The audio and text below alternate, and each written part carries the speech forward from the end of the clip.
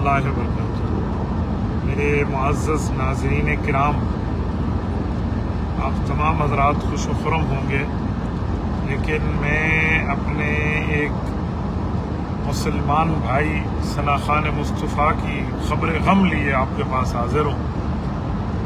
حافظ طاہر بلال چشتی رحمۃ اللہ تعالی علیہ آف جھنگ نعت خوانی کی دنیا میں ایک بہت بڑا نام ہے، انتہائی بااخلاق، انتہائی سلیقہ مند، بہترین، محجبین، دل نشین، حسین انداز میں کلام پڑھنے کا انداز، کیا کلام۔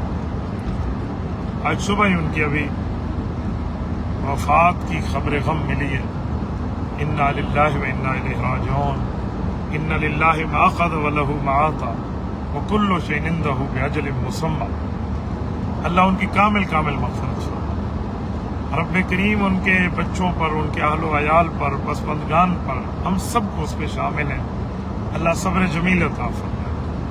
کیا وہ کلام پڑھتے تھے کہ نکیرین مجھے کہیں گے تیری نسبت دا حیا کر رہے ہیں۔ واہ یار، کیا بات ہے یار، اللہ ایسے ہی اس شخص کو بنا عزت، اس نسبت کی وجہ سے انہیں جنت الفردوس عطا فرمائے، قبر کو جنت کا باغ بنائے، نبی پاک صلی اللہ علیہ وسلم کی جوار رحمت میں جگہ عطا فرمائے۔ یقین مانے حافظ طاہر تھا، بہت پیاری یادیں چھوڑ کے گئے ہیں۔